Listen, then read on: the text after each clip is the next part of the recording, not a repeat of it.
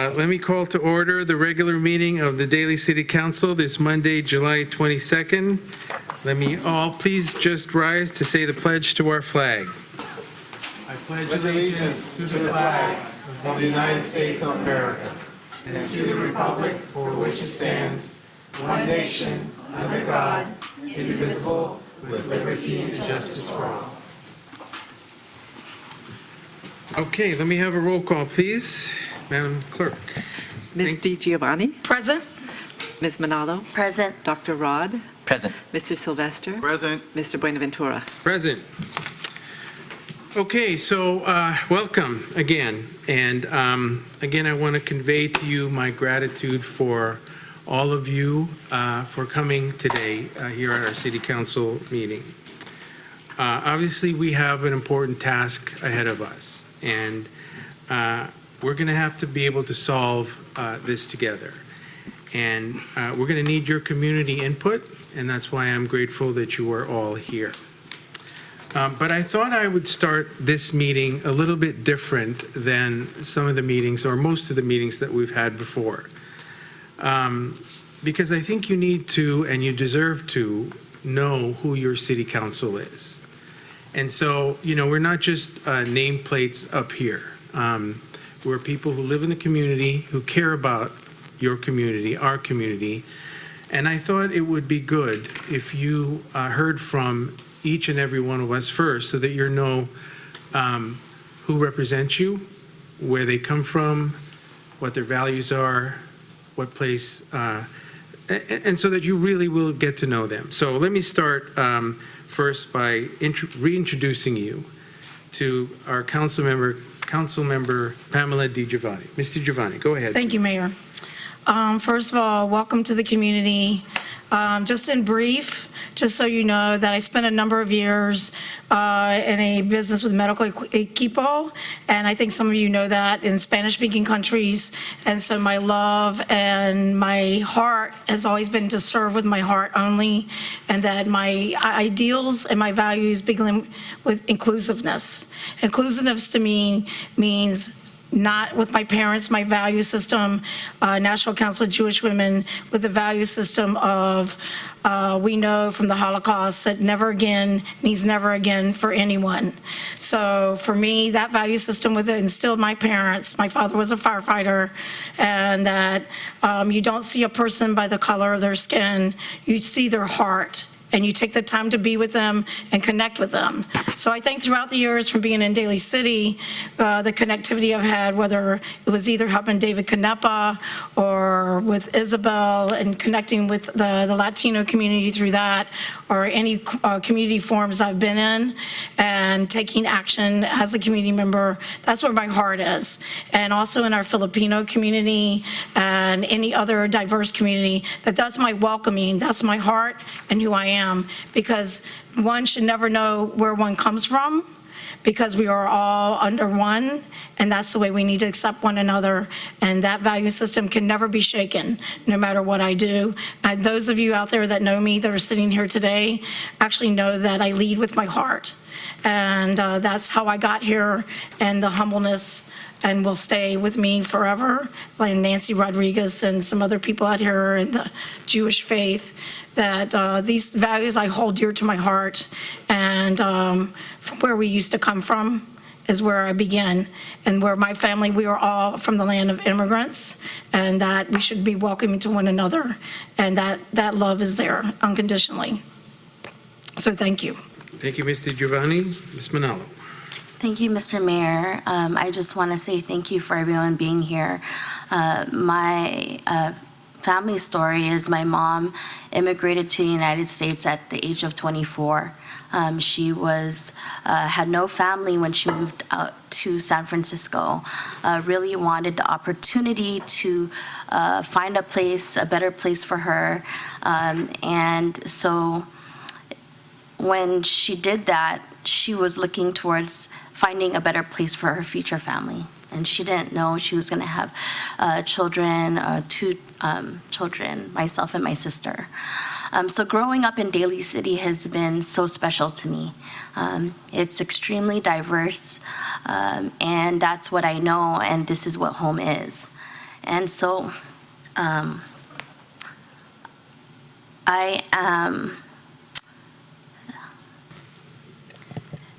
got to meet the young woman, the girlfriend, the other day, and was able to say, sorry for what had happened to her in that incident and what she's going through. But I think what is so important here in Daly City is that we're a community and family. And one of the very first things getting on council, something deeply important to me was to impress and say how our diversity is our strength. And that was one of the first resolutions that, I didn't know that as a young woman growing up in Daly City, I would be able to affect policy and change. And that was one of the first things on the dais I was able to do with my colleagues. And so I believe that Daly City has the values of community, has the values of diversity, and that we will work together to ensure this. And that's something I have faith in. I know that as we work together as communities, I see community members here from Woodrow Wilson, proud to have gone to Woodrow Wilson. And that's where one of the very first places I learned what diversity was all about.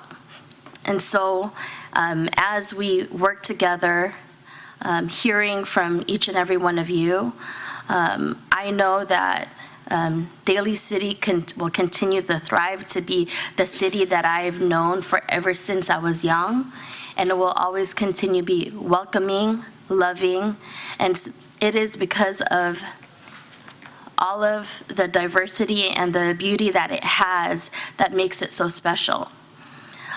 Many times people say, oh, you live in Daly City, and there's like a connotation, oh, Daly City. To me, Daly City is so special. And when they say, oh, Daly City, whether it's the fog or for them, they think it's like just a town that may not have all of kind of the glitz and glamour of a large city. But Daly City to me is home. And my neighbors around me show that. The neighbors next door, they're Filipino across the street, they're Burmese, the Latino family that lives diagonally across from me. I mean, if you talk about a place that has diversity and is what is special, you can ask anyone. And I've heard that from actually people moving in as well, that, that's what Daly City is about. And I look forward to working with each and every one of you. I see Maria Guillen in the audience as well. One of the things as well in my previous work is, I worked with housing, affordable housing, with the Bill Sora housing program. And one of the pieces that I noticed in the past was people on housing applications were asked for their passport information and did not align with the values of what San Francisco said they'd be. Right away, through administrative policy, worked with the city of San Francisco, the administrative of the housing policy to say, hey, this is something you shouldn't ask people because they will not, they're gonna feel like they can't apply for affordable housing. So that was one of the pieces that I'm really proud to have worked on in my youth, to say, these are questions that you don't ask on applications, so people have equitable opportunities to find safe and homes that are decent and affordable. So I thank you, Mr. Mayor, for giving me the opportunity to share with everyone who I am. I'm happy to serve the city I was raised in, and I'm happy to serve with all of you on this dais. Thank you, Ms. Manalo. Dr. Roderick Daos-Magboa. Good evening, everybody. Thank you for joining us here for our city council meeting. I know everybody else could be doing something else, eating, watching TV, or chilling in Netflix. But I know everybody's here for various reasons. But just to get to know who I am, I also come from an immigrant family, from a Filipino immigrant family. Like many Filipino families, my mom was a nurse, and my story began with her. Fast forward years growing up as a second generation Filipino American, I felt like I was robbed of my own history and my own identity growing up. And that kind of inspired me to become an ethnic studies professor. Currently what I do in terms of training teachers, and also what I do in terms of teaching their own history, her stories to the youth. Because I feel like that is like the key to understanding where they want to go. That's the key of where they want to they could discover their own purpose. So that's where my story begins, is our stories. Our stories are important about how we got here. What are the survival stories, not just the struggle stories, because a lot of times when we talk about our stories, it's about the struggle, but it's also about our survival stories. And one of these survival stories is the narrative of trying to live in America, right? Undocumented or even documented, and to tell the story of what's happening today. Because when we're talking about the stories of today, this is not just a Daly City problem. This is a global issue. From refugees fleeing the Middle East and parts of Africa to Europe, to people that are getting displaced everywhere through wars, through unnatural causes, to poverty.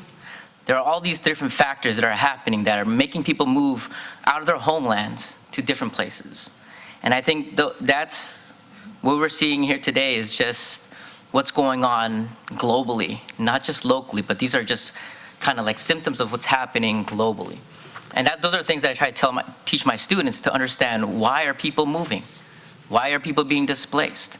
Why are people leaving their homelands? And a lot of times we talk about the American dream, but sometimes it's just a matter of survival. And I feel like in times like this is just like a wake-up call to kind of understand what's going on, but it also is a time for hope and understanding and transforming. And I didn't run just to have my nameplate here. I ran because of transforming our system, so that there's a form and sense of equity for people that have been displaced, people that have been marginalized, people that haven't been heard. So thank you again for coming to our meeting. Thank you, Dr. Vice Mayor Glenn Sylvester. Thank you, Mr. Mayor. This is something unique, and I appreciate Mr. Mayor for doing this. Welcome everyone here to the City Council meeting this evening. My name is Glenn Sylvester. Back in 1950, I'm not going to tell you the year, we were on an airplane coming back here to the United States. My dad told me I was almost born on an airplane because I came out 2 months ahead of time. So my dad is West Indian descent, and he met my mother of Filipino descent, and we were on the way back from the Philippines. So we came into Brooklyn, New York, and that's where I was born. Had a pretty rough time in New York. Grew up in the projects, the slums. Remember eating rice and beans. My dad would get drunk and be abusive. And my mother left to come to California, and she left me and my sister behind when I was 7. So I stayed in New York amongst the abuse and decided to come out with my mom, and I came out here to California, and I went to school in San Francisco. But it didn't stop there.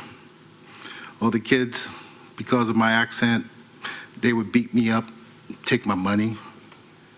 And you know, when you go to school, those things are traumatic and you remember those things.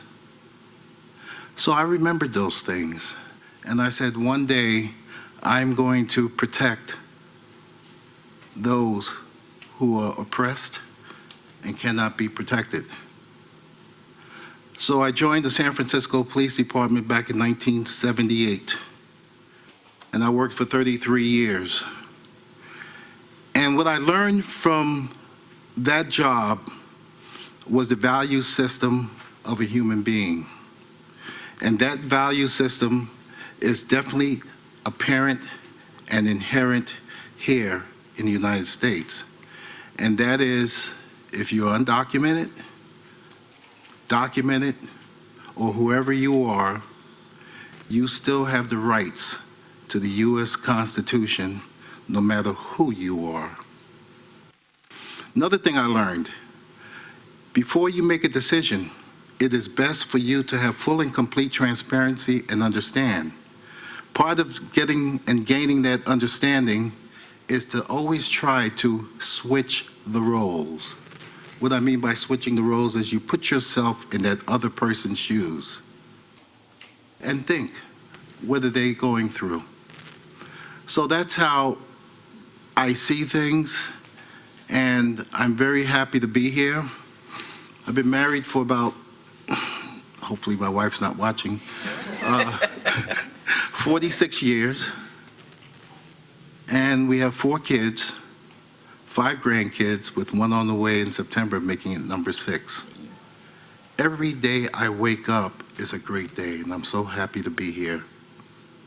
So we don't always look for the negative in folks, but look for ways to make things better for everyone.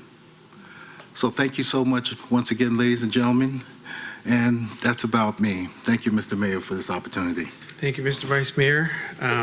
Okay, so my turn. So my name is Ray Buenaventura, and I was born in the Philippines, and I immigrated with my family here to the United States when I was about 10 years old.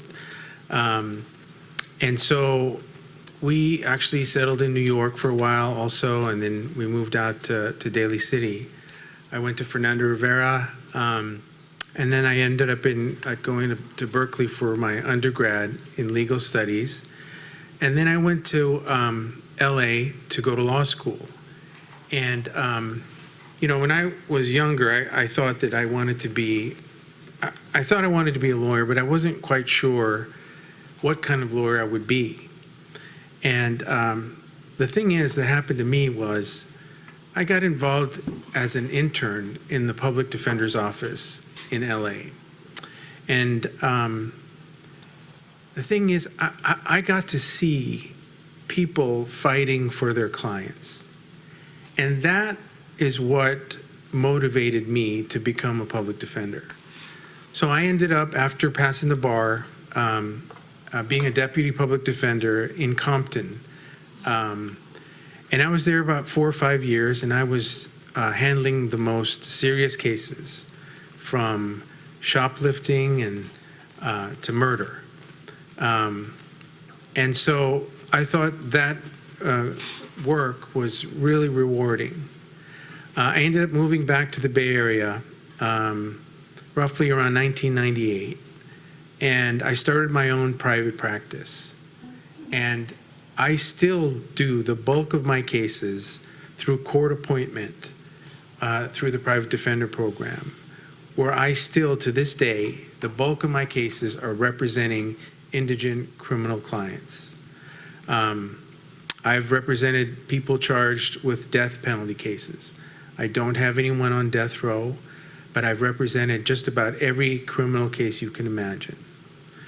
Along the way, I've taken my responsibility at volunteer pro bono work seriously.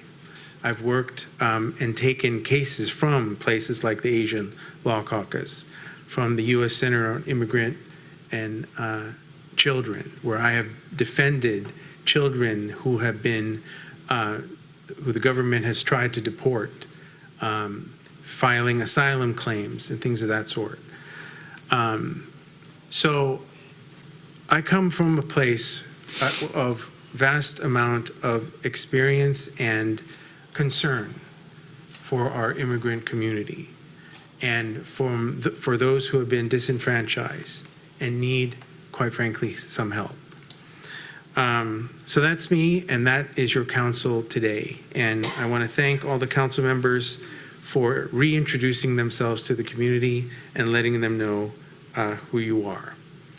All right, now we're going to go through the meeting, and there are several items on the agenda. I'm sure the ones that you are here mostly concerned about is item number 8 under resolutions, but bear with me while we go through the first initial part, and we will have plenty of time to discuss the issues that are important to you. So let me start off with our presentations as the first item. And the first presentation is to Donna Pineda. Ms. Pineda? Yay.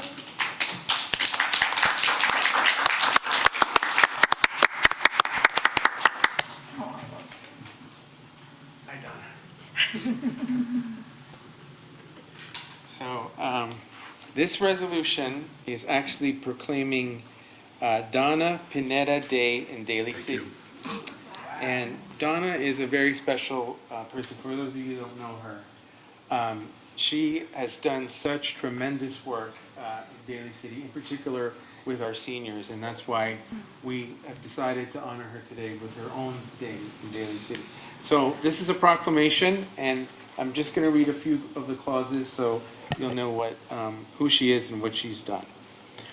So Donna started with the City of Daly City as a Senior Center Information and Referral Specialist in 1983. That marked the beginning of her career at the Dolger Senior Center. A tenure that would ultimately span more than 36 years, making Donna the longest serving employee in the Department of Library and Recreational Services. Donna was promoted in 1984 to Assistant Senior Coordinator until 2002, when she was reclassified as Assistant Senior Services Supervisor.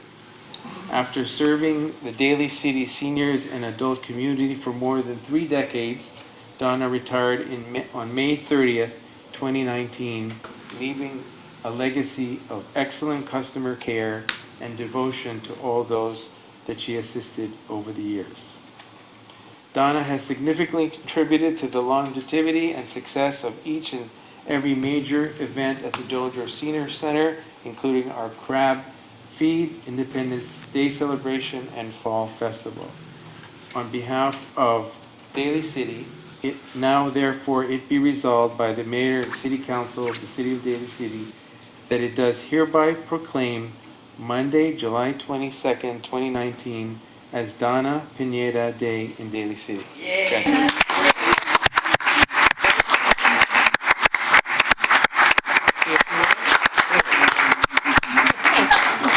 Thank you very much for the opportunity to serve Daly City community.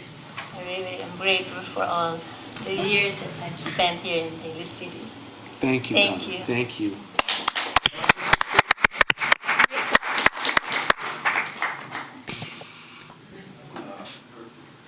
Thank you, Mayor. Oh, that's right. Thanks.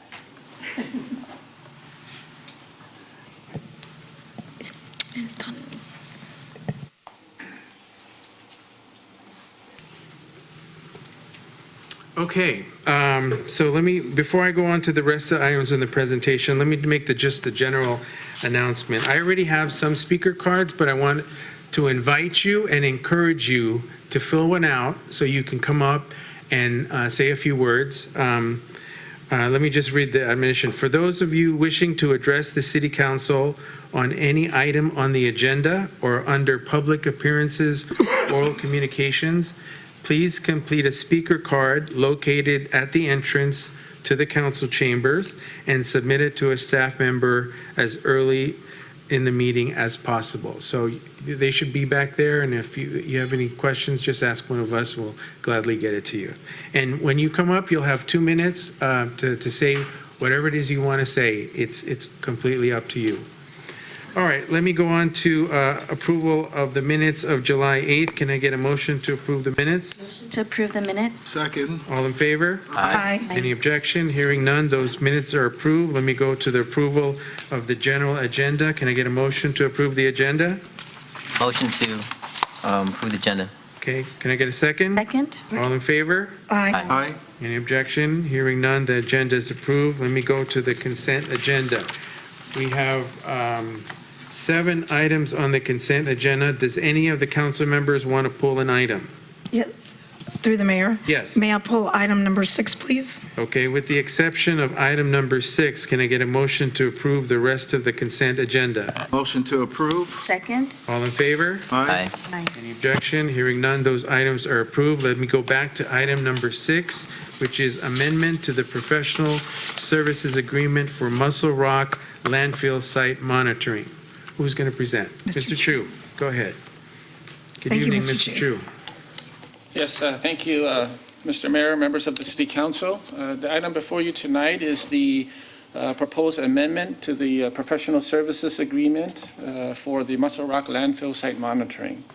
The proposed amendment is for an amount of $23,064.04, proposed to amend the existing contract with Tetra Tech for a total amount of $124,876.04.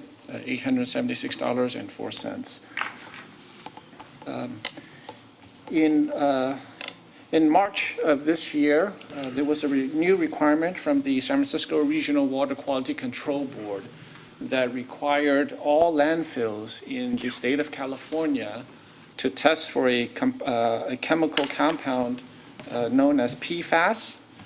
This is a item that's commonly used in nonstick cookware and dental floss, and the Regional Water Quality Control Board wanted to check the levels of PFAS at landfills.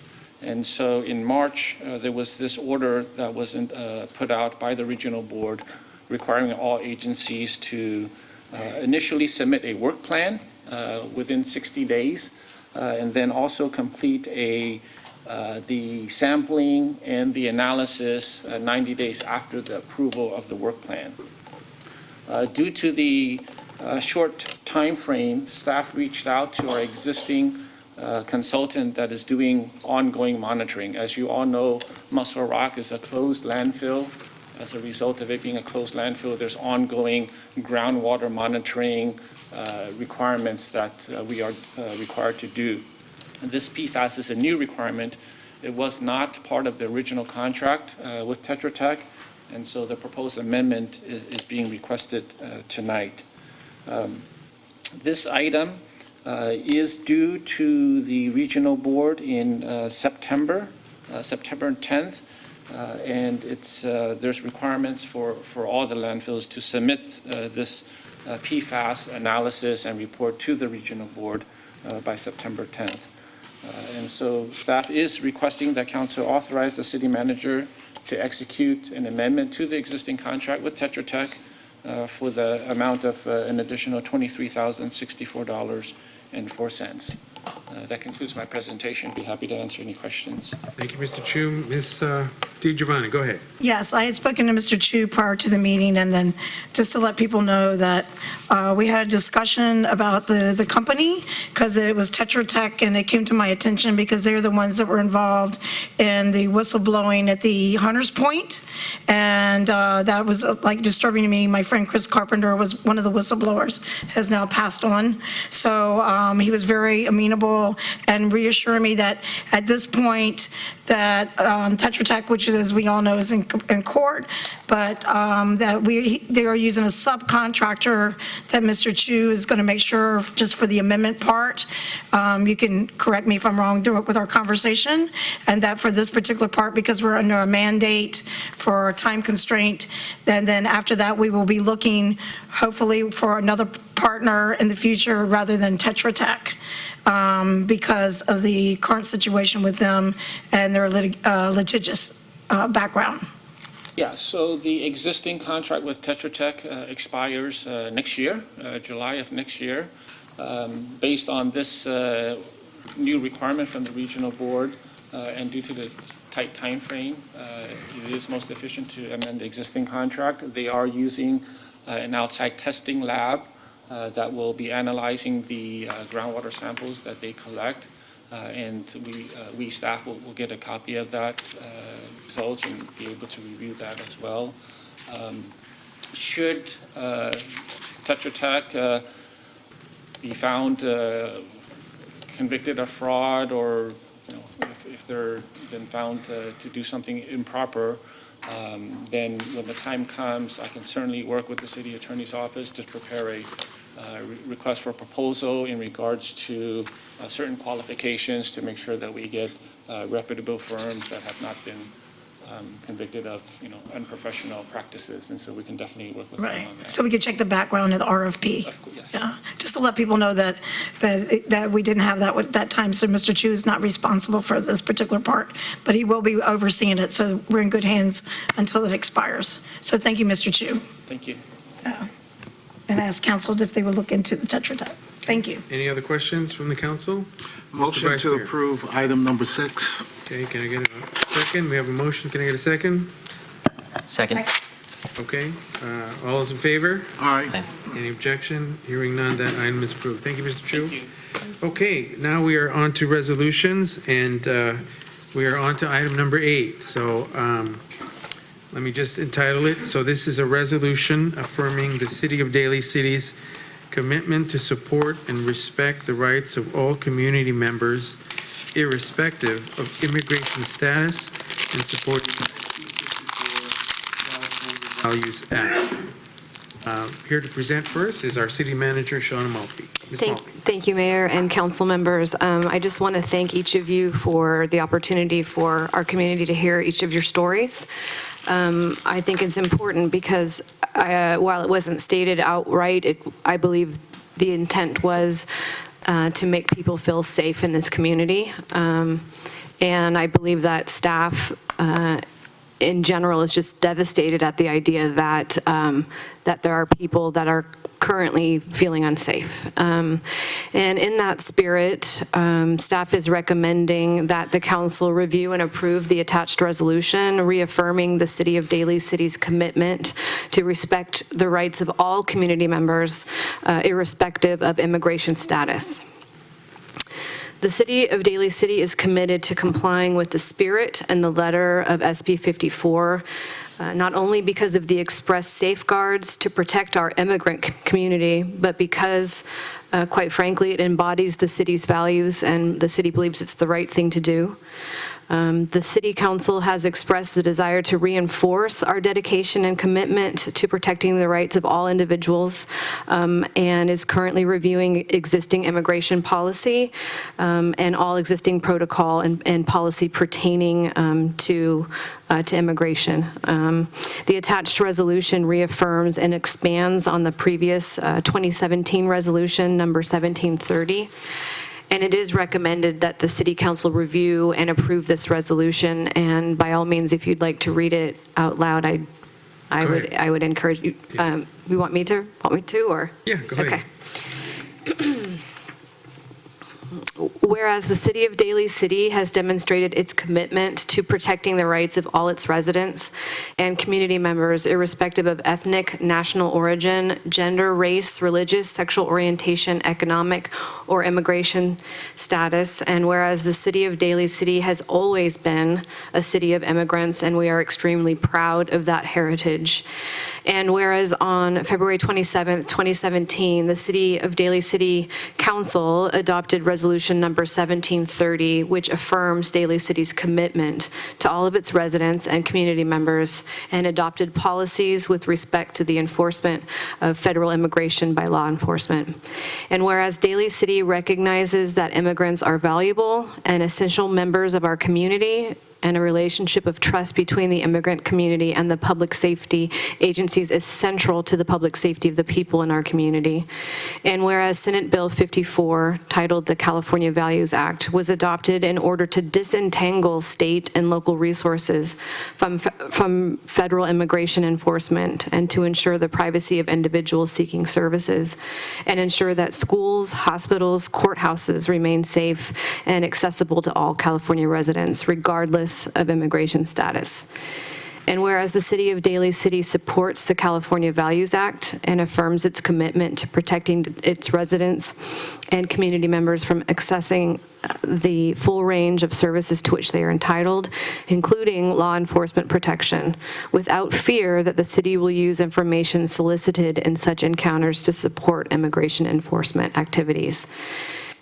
And whereas the City of Daly City is committed to complying with the spirit and letter of SB 54, not only because of the express safeguards in SB 54 to protect our immigrant community, but because SB 54 embodies our city's values. And whereas Daly City is an extraordinarily diverse community, which is also reflected in every aspect of city government, from our police department to our elected officials. Whereas the City of Daly City and the Daly City Police Department are family dedicated to protecting the rights of all individuals in our community, including immigrants, and we are reinforcing that dedication and commitment. And whereas the 10th Amendment to the U.S. Constitution makes clear that the federal government cannot force states to use state resources to carry out federal programs and policies.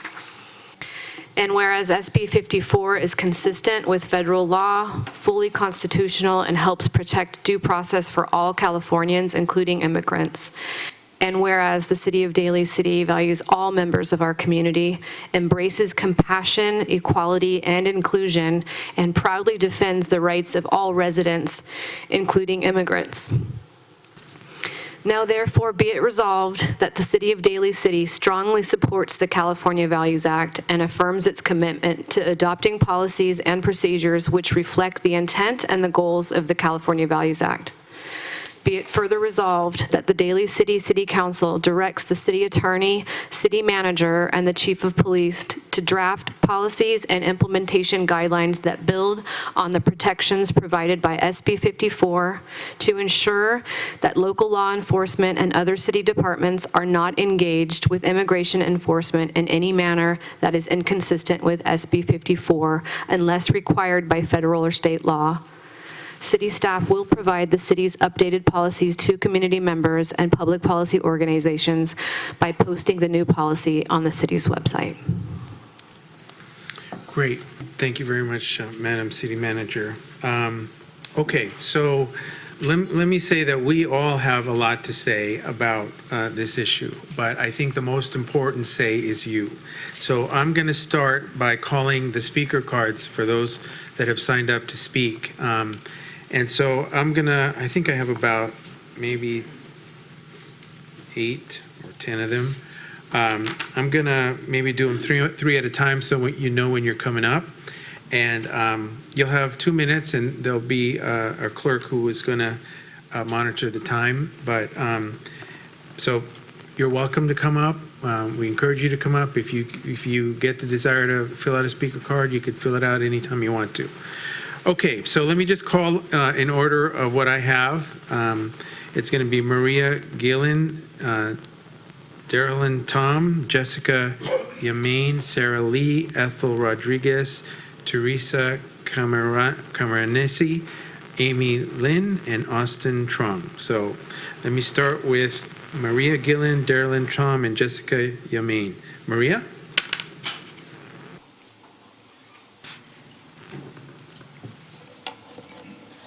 Mr. Mayor, Good evening. council members, my name is Maria Guillen, and I'm a 7-year resident of Daly City. I learned about the miscarriage of justice that happened to Mr. Armando Escobar Lopez while I was in Washington, D.C. last week in the scorching heat. At the same time I was there advocating for something really positive, the House of Representatives were taking a vote to admonish the racist and xenophobic remarks made by the president toward 4 members of Congress, all women of color. That climate, both the physical and political climate, was very oppressive, and it prompted me to feel so grateful that in a few days I would return to the Bay Area and feel the cool, delicious fog, and I would bask in knowing my community reflected diversity and embraced inclusiveness and supported the concept of sanctuary.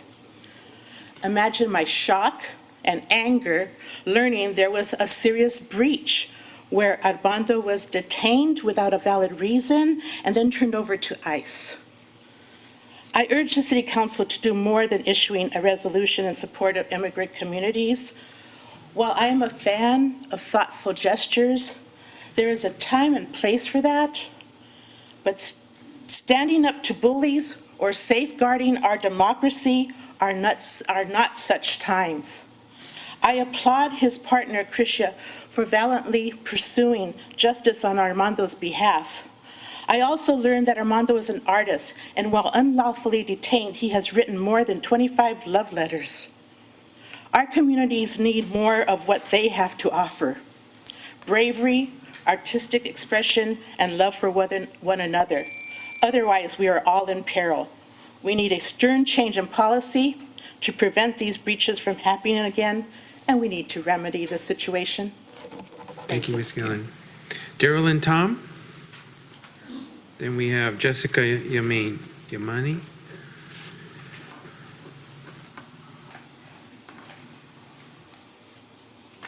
Good evening, Mr. Evening. Mayor, Evening. council members. My name is Darylyn Tom. I'm actually a resident of San Francisco. I'm a high school teacher. And when I think of Armando, I think of my students. The fear of coming to school because they're afraid of being picked up, racial profiling. I mean, that's how I see what happened to Armando. And that's wrong. That shouldn't happen at all. I want my students to know they will always be safe walking to school once they are there, and then when they leave, they're also going to be safe. And this is not a measure of what we believe in and who we are. I heard all your stories, your own personal stories. I have my own personal story too. But who's going to listen to Armando's story? Thank you. Thank you very much, ma'am. Jessica Yamane? Yes. Yamane. I actually have 5 copies of my remarks, but I'd like to ask at the outset for 2 additional minutes. I can only, to be fair to everybody, I can only give you 2 minutes. Okay, I'm gonna go over time. Can I hand these up? So good evening, my name is Jessica Yamane. I'm an immigration attorney at La Raza Community Resource Center. La Raza Community Resource Center is a member agency of the San Francisco Immigrant Legal and Education Network and the San Francisco Immigration Legal Defense Collaborative. However, I am here today not only as a member of these 2 collaboratives, but as the immigration attorney of Jose Armando Escobar Lopez. Thank you all for sharing your stories. I have a little bit about my own. This work is personal to me because I am the granddaughter of a man that fought in the 100th Battalion during World War II. The 100th Battalion was an all-Japanese American battalion that fought in France and Germany, and whose soldiers were primarily used as cannon fodder. My grandfather fought in this war because he had something to prove. Back in the United States, thousands of Japanese Americans had been detained out of political motive. The president needed a scapegoat on which to pin the country's fears and confusion. These people, my ancestors, were torn from their communities and sent to remote concentration camps. There were many that committed suicide in these detention facilities. Many became depressed or anxious. All of their lives were forever affected. When my grandfather returned to the United States after the war, he was only one of 3 men that had survived out of his entire battalion. Although he returned a war hero, having been awarded a Purple Heart, Silver Star, and Bronze Star, my grandfather suffered from post-traumatic stress disorder and periodically abused alcohol and fell into fits of rage, haunted by memories and the guilt of surviving when he had lost so many friends on the battlefield. If my grandfather was still alive today, I am sure that he would be dismayed by cases such as Armando's, my clients. My grandfather risked his life so that all people that set foot in America would be afforded due process and the protections afforded under the law, despite government scrutiny and discrimination. We are returning to a time when people are detained despite never having had their day in court. While I'm grateful that tonight the mayor intends to pass a resolution, this is not enough.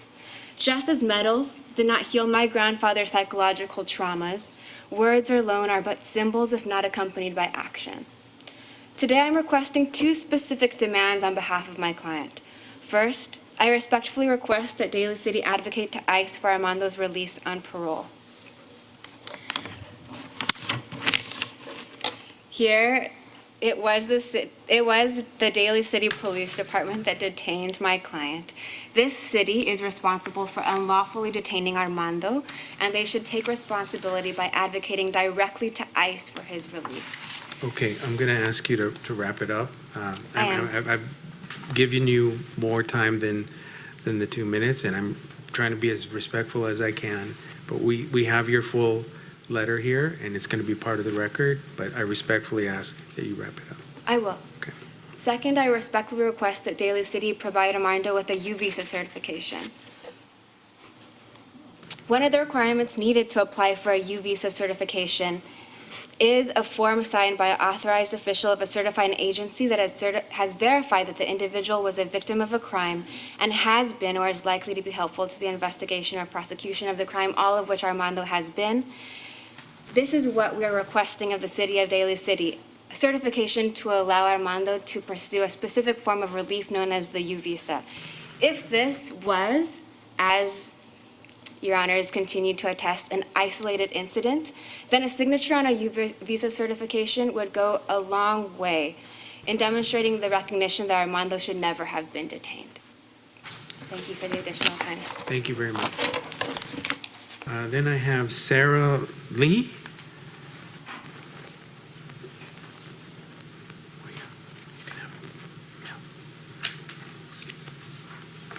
Good evening, Ms. Lee. Good evening.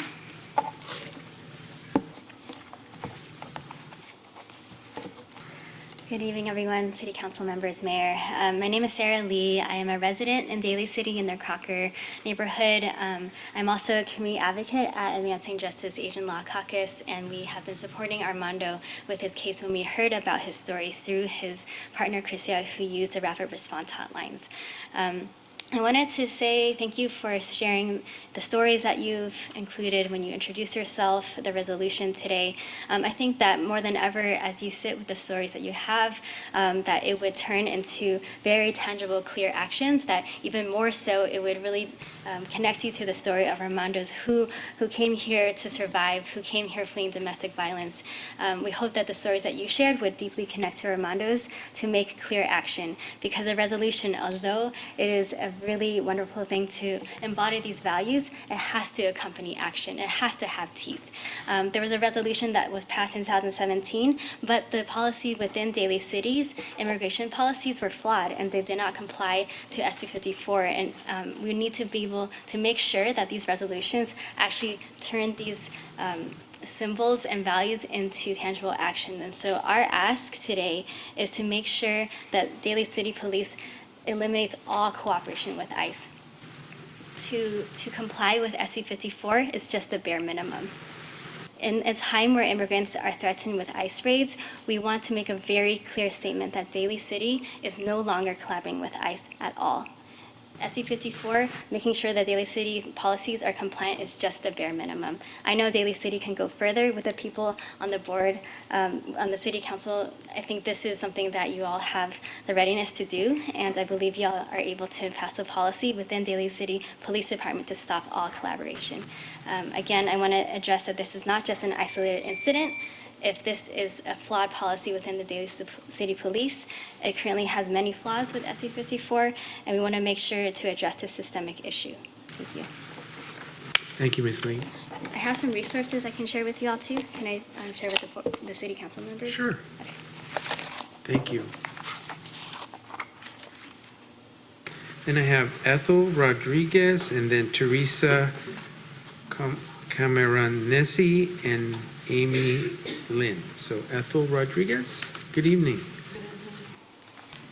I just want to mention, Mayor, that the comments are going to be in Spanish and translated, so we will need probably a little bit of more time for the translation. Yes, of course. Muy buenas noches a todos. Mi nombre es Ethel Rodríguez y soy un residente del líder comunitario en acción de la Escuela Woodrow Wilson.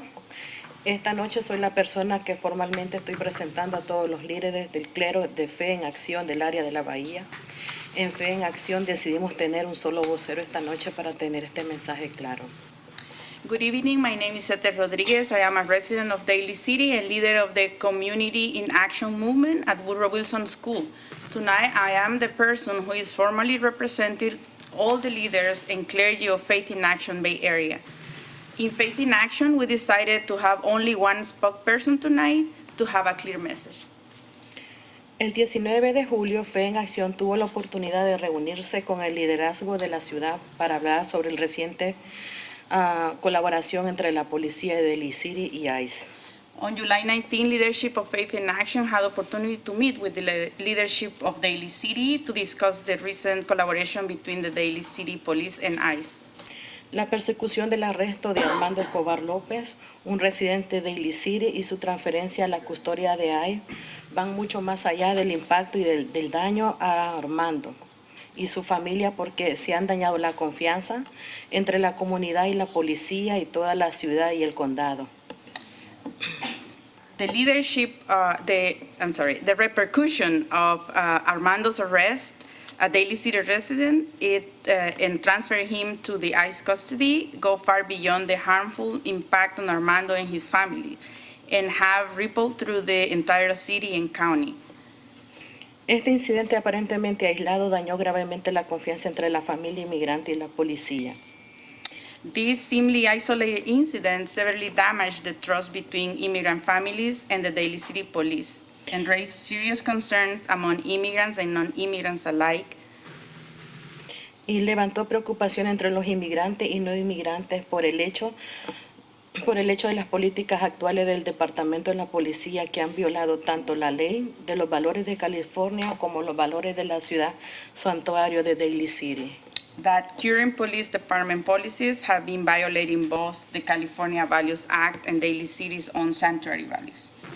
En la reunión con el liderazgo de Daly City quedó claro que existe un compromiso sincero de tomar las medidas innecesarias para cambiar sistemáticamente este problema y también de hacer un trabajo de largo plazo para reparar el daño causado a Armando y la comunidad. During the meeting with Daly City leadership, it came clear to us that there is a sincere commitment to take the necessary steps to systematically change this problem, and also to do a long-term work to repair the harm done to Armando and the community. Fue alentador ver a nuestros líderes de la ciudad hablar con sus corazones y abrazar auténticamente la inclusión. El jefe de la policía y el abogado de la ciudad dijeron que han emitido una directiva temporal al Departamento de Policía de Daly City que prohíbe la colaboración de ICE y revisará las políticas actuales con el Departamento de la Policía para que cumplan con todos los requisitos de la ley estatal SB 54 y con los valores de la ciudad santuario de Daly City, que volverá a capacitar todos los oficiales. It was encouraging to see our city leaders lead with their heart and authentically embrace inclusion. The police chief and the city attorney said that they have issued a temporary directive to the Daly City Police Department prohibiting any and all collaboration with ICE, that they will revise the current police department policies to bring them up to full compliances with the state law SBC 54 and with Daly City sanctuary values, and that they will retrain all officers. Tomamos nuestra responsabilidad como la comunidad que servimos muy en serio. El clero y los líderes de Fe en Acción están comprometidos a supervisar el cumplimiento del Departamento de la Policía con la directiva temporal actualmente que prohíbe toda colaboración policial con ICE y el proceso de redactar una nueva política que refleje los valores de Daly City en una ciudad a la que todos pertenecemos. We take our responsibility to the communities we serve very seriously. Faith in Action clergy and leaders are committed to monitor the compliance of Daly City Police Department with the current temporary directive prohibiting all police collaboration with ICE in the process of writing a new policy reflecting of Daly City values. We are ready to support leadership of Daly City in repairing relationship with the community and look forward to working with you to reestablish trust in a city we all belong. Thank you. Thank you. Teresa Cameronesi. And then Amy Lynn, and then Austin Trung, and then Nancy Rodriguez. Hi, Teresa. Good evening. Good evening. Good evening, Mr. Mayor, and good evening, council members also.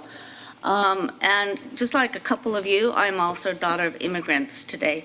I come here today requesting that Daly City adopt the policy that you were speaking of here earlier.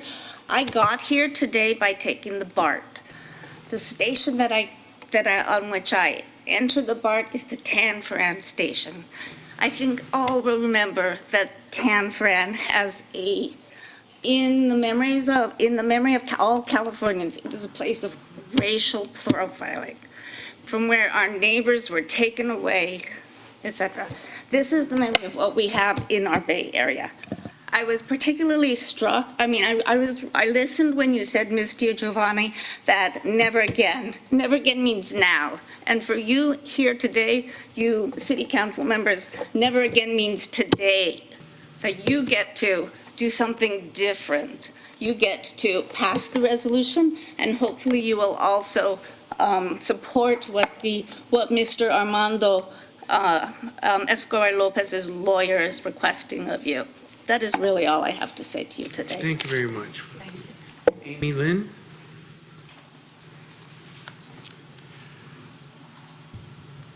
Sorry, I'm also fighting for the death of my phone. Good evening, Mayor and Council Member. My name is Amy Lin. I am with Chinese for Affirmative Action and San Francisco Immigrant Legal and Education Network. And I'm here tonight to demand justice for Jose Armando Escobar Lopez and to demand Daly City Police Department to end all collaboration with ICE. In the spirit of story sharing called by the mayor, I will also share a little bit about myself. Like Armando and many other council members and community members sitting here tonight, I grew up in Daly City. As a resident of over 11 years, I went to Woodrow Wilson, Ben Franklin, and Westmore High School. And every step of the way, I was always reminded that I am undocumented. Because of the racial profiling happening in schools, the discrimination based on different language abilities, and because of the heightened policing of youth of color and working class families. Daly City Police Department's non-compliance with SB 54 and further not ending all cooperation with ICE already has deeply fractured its relationship with immigrant communities and all communities of color, and predates Armando's case. I want to believe the sincerity of the council and of everyone sitting here tonight that we're for inclusiveness, diversity, and community. This work to defend immigrants is long overdue, and the resolution presented tonight is simply not enough to serve justice for Armando, and Armando needs to be with his partner and his community members immediately. Thank you. Thank you very much. Austin Trung?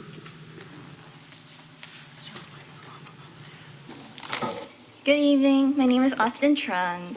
I am born and raised in San Francisco. I work in San Francisco city government. So sanctuary policy and is all great and well done with flowery words, and I appreciate all your storytelling today.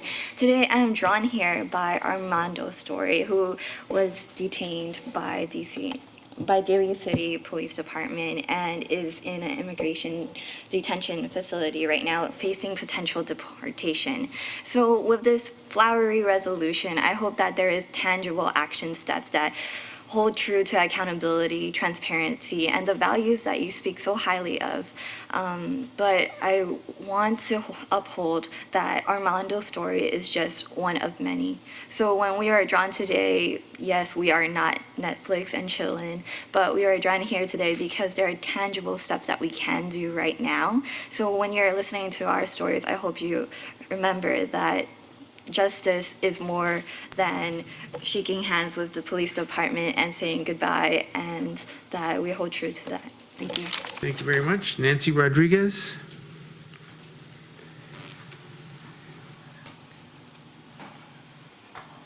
Good evening. Evening. Mayor Ray and City Council. I've had the opportunity to talk to all of you on a more personal level, and I also recognize that you have a true commitment to social justice, equity, and equality.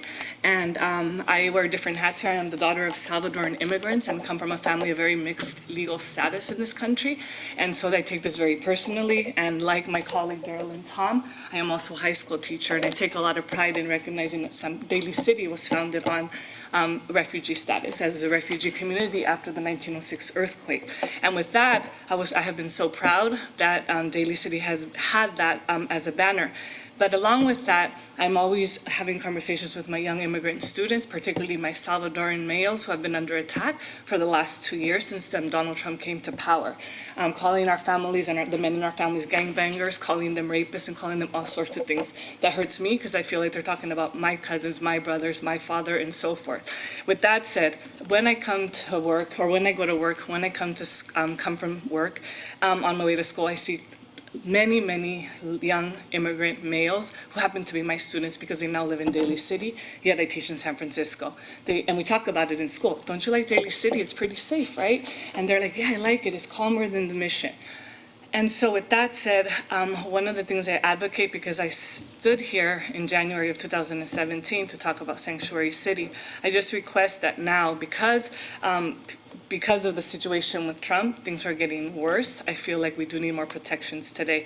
And I know, because I've talked to all of you on different levels around immigration, I know that you'll make the best decision for our immigrant community, and keeping in mind, when I saw the picture, I have to be really honest, I saw the picture and thought, is this one of my students? Because, again, with my colleagues, we have been at immigration court advocating for our students. And one of those students in particular, it could be Armando, and one of the students that I recall right now was a Daly City resident, was being held in detention, and today he is headed to San Francisco State University. So this could be Armando and many of our young people that are getting detained. So please, again, do what's best and what promotes social justice, equity, and equality for our immigrant community. Thank you. Thank you, Nancy.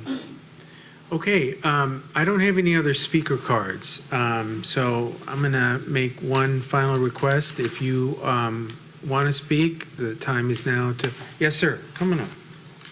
Or do you want us to give you can we give you the mic? Yeah.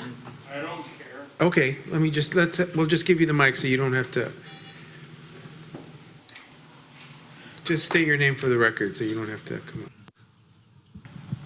My name is Giovanni Guadagnini, Jr. I want to say I'm back to your meetings starting tonight.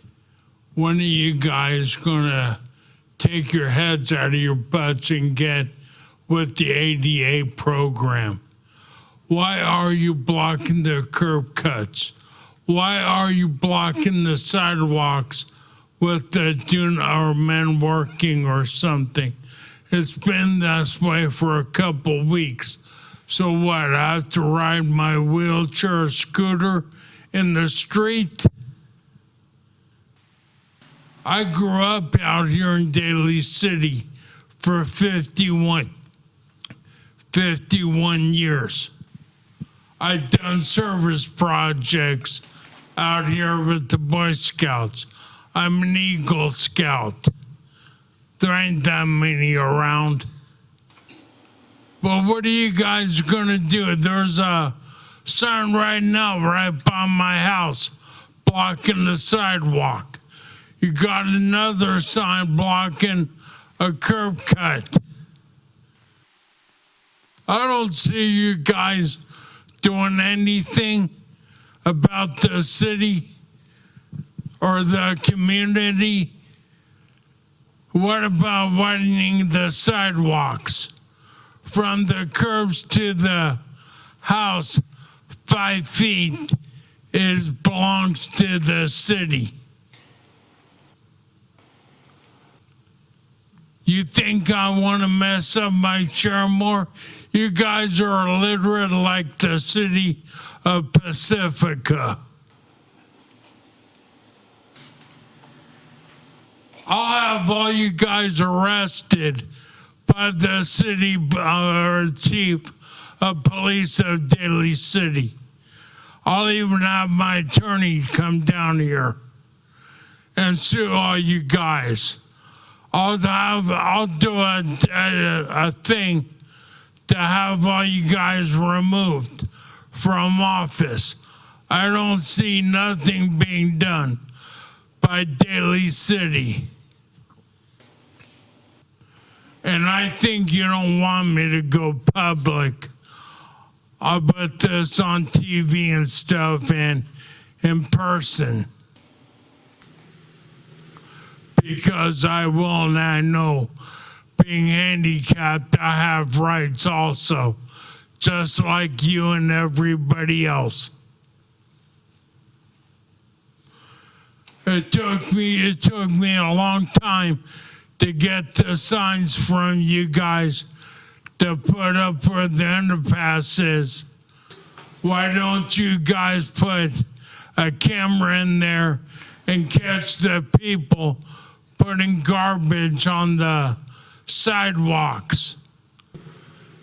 I'll give you guys my wheelchair and have you guys deal with the barricades and ride in the street. I can live right above FDR, and people go through the stop signs all the time.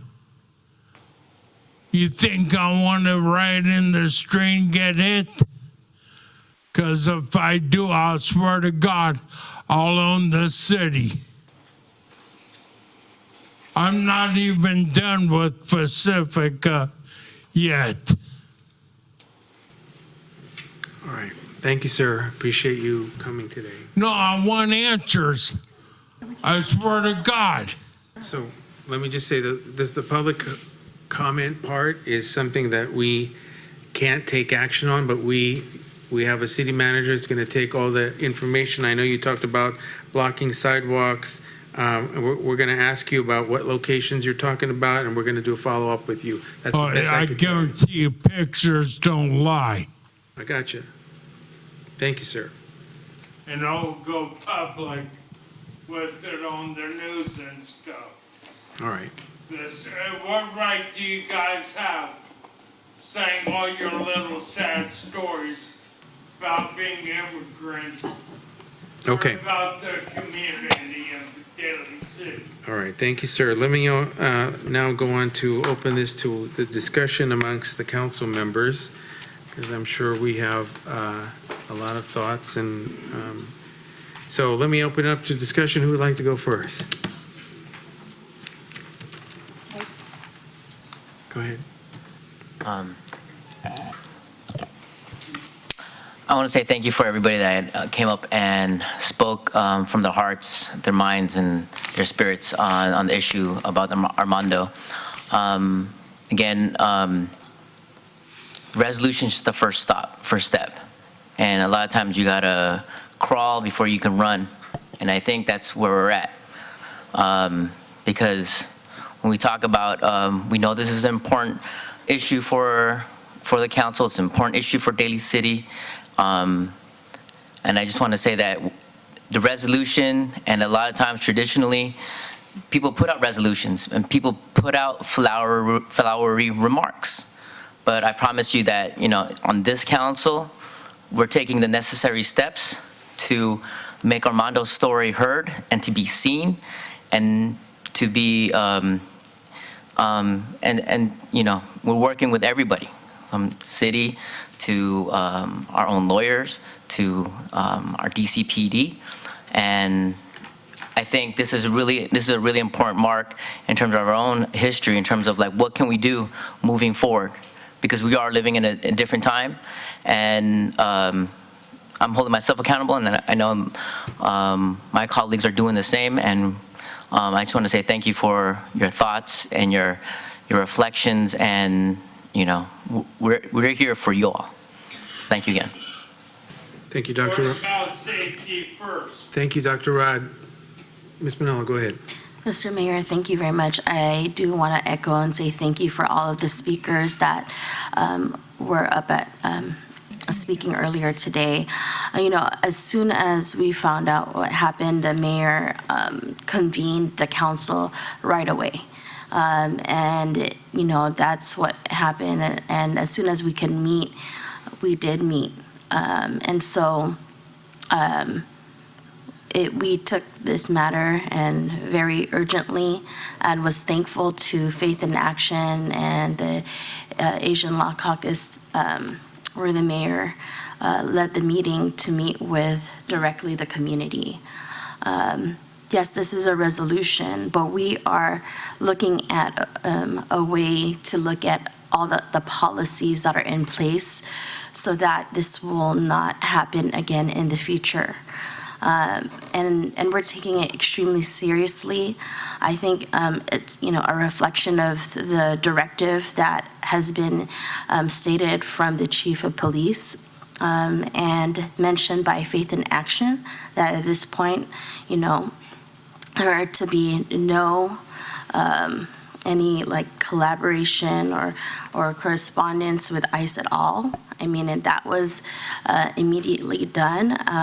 And we want to let the community know that we're here together and that we're working towards, having a policy.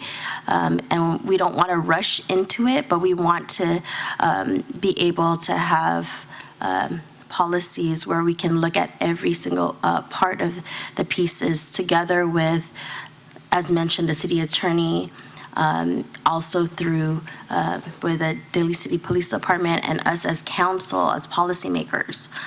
And we want to continue to work with the community to let the community know that we're here together and that not to be fearful, because we are the city of immigrants and we're going to continue.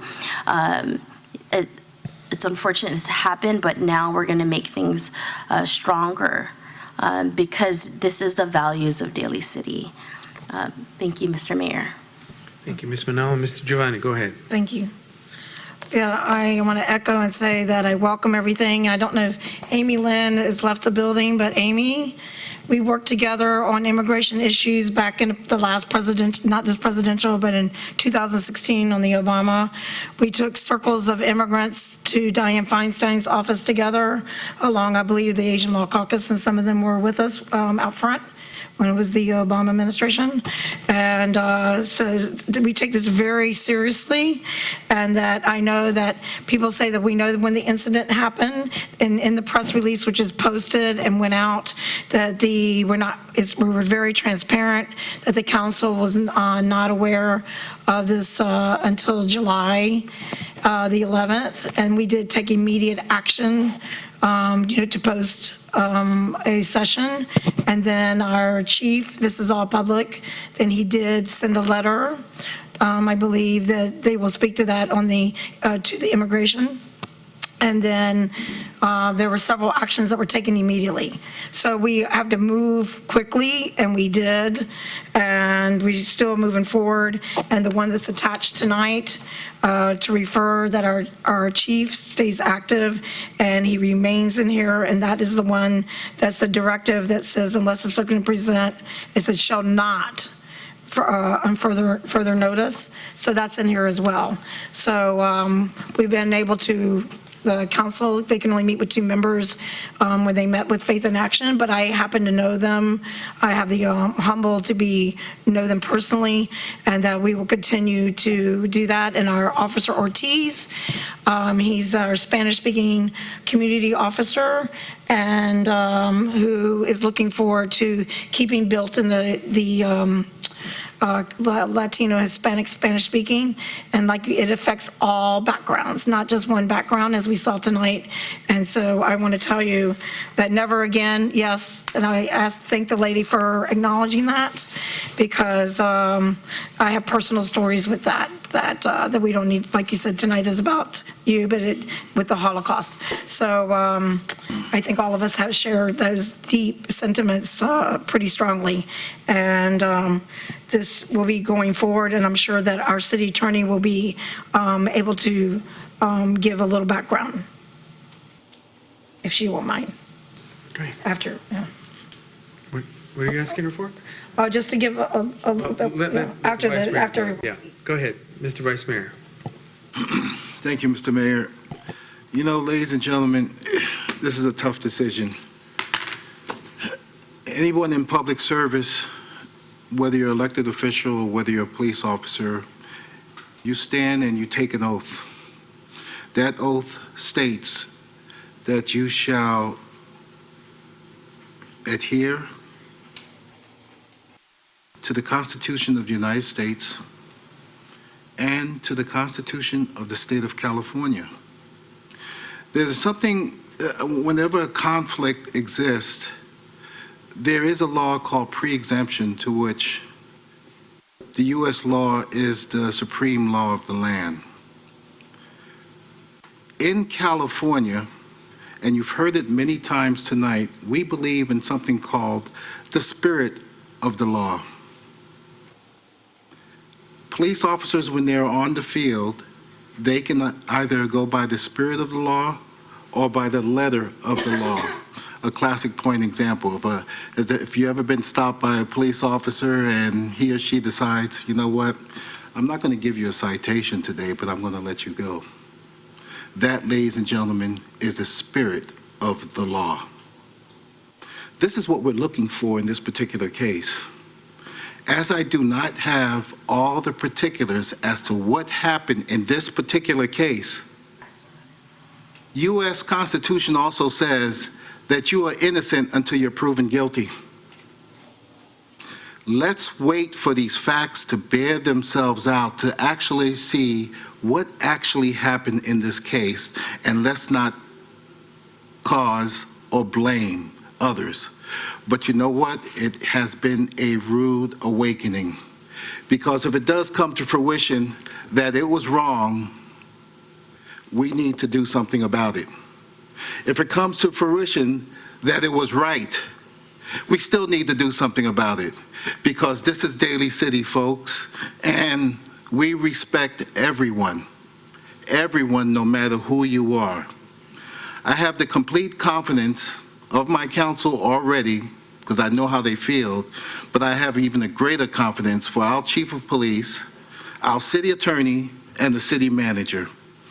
Full and complete transparency is the key. And while I sit up here on this council, I will strive for that information, and I will make sure you folks get the information as well. To provide undoable demands at this time, no, I don't know if they're undoable, but you know what? It's a good start. So let's work together, folks, through the city, and you know what? I think we will set the precedence for other cities to follow. Thank you, Mr. Mayor, for allowing me a brief moment to give comments. Yeah. And thank you, ladies and gentlemen, for being here tonight. Thank you, Mr. Vice Mayor. So a lot has been said, and I think the council members have really told you the story and some of the things that we have gone through and struggled with. But I just want to sort of bring it home and give you a little more information and detail. So when we first found out about the incident, we immediately mobilized. Everyone here on the dais was concerned, because this is not our values. This is not what we voted on when we voted in 2017 to have the sanctuary protections in our law. So when this happened, it was against what we voted on, what our policy was. And so we immediately mobilized and called for a meeting. We had what I would say is a very good discussion in that meeting. Out of it came some action items that we focused on.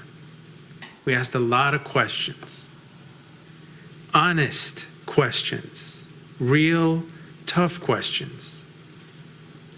And so we took it very seriously. We also, shortly thereafter, met with, as you've heard, we met with the members of the Faith in Action. We met with members of Asian Law Caucus. I personally did interviews on KQED and on Spanish radio, and because we know and recognize we need to start rebuilding, okay? And the honest discussion is also this. You know, we live in a safe city. Daly City is one of the safest cities in the community. We have good police officers. We have public safety, which is of paramount importance to all of us. But we also have the protection of immigrants that is also important to us, and that's why we passed our resolution in 2017. So something happened. We can't undo it. It happened. What we can do now is try to fix it, to make sure it doesn't happen again. And that's what we're on a mission to do. We start today with this resolution going forward, so that no one has any doubt where we stand and what we're committed to. When this happened, our very own chief of police wrote a letter to immigration, to the courts, asking them to not deport Armando. That's virtually unheard of for a police chief to do that. That tells you where we stand, what we're willing to do. And then shortly after the police chief wrote, we wrote a letter, all of us signed on to, asking him not to be deported. We met with Armando's partner and girlfriend at our offices in City Hall, where I told her myself how I regret that this happened.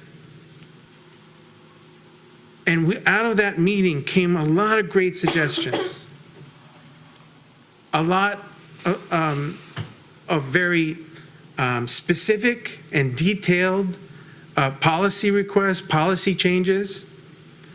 You have to understand, we can't just do it in a vacuum and just not deliberate about it. We have to, as elected officials, as people that are responsible for the community, we have to get this right. And we have to study it, look at it carefully, and do our jobs. And we will. And we're not going to forget Armando and how this thing went down. We have committed to you, the community, to regain your trust. It's something we're going to have to work at. And I believe in the sincerity of this council, in the sincerity of our city manager, city attorney, and our police chief, that we will get this right. And we're going to need your help. And I know it's not just about words, it's about action. It's about doing something. We're fully aware of that. And so I'm hopeful, and that's the message I'm hoping to resonate to all of you. But it's going to take some time. But give us a chance, is what I'm asking for. Okay, let me turn to the city manager or the city attorney if you have any concluding remarks before we vote on the resolution. Councilmember DiGiovanni, did you have any specific background or requests that you No, I think needed that we from covered it, us? just to let the people know that, as the mayor did, that we took immediate action as a council, and that it was not something that we took lightly, and that all the facts are still being under investigation, and that it'll be doing, and whatever comes out of the investigation, we'll take appropriate, whatever happens, and that we'll be transparent. But, you know, you have to have them in front of you. You have to have the facts. Okay. Ms. Malby, anything? Okay. With that, who would like to make the motion? Or unless there's any further discussion? I'll make the motion. Great. I'll make the motion of the resolution affirming the City of Daly City's commitment to support and respect the rights of all community members, irrespective of immigration status, and supporting SB 54, the California Values Act. Can I get a second? Second. I can't. Okay, we're all going to second. Okay, can I get a roll call, please? Ms. DiGiovanni? Aye. Ms. Manalo? Aye. Dr. Rod? Aye. Mr. Sylvester? Aye. Mr. Buenaventura? Aye. Great work, everybody. Thank you very much, everybody, for being here. You're welcome to stay Sitting for the here. next part of the meeting. We have a few more items, so you're welcome to stay. If you want to leave, you can also leave. It's no problem. I'll give you.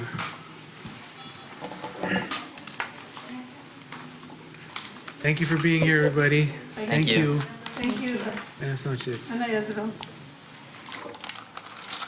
All right, let's go on to item number 9 under communications, which is the adoption of the City of Daly City's Green Infrastructure Plan.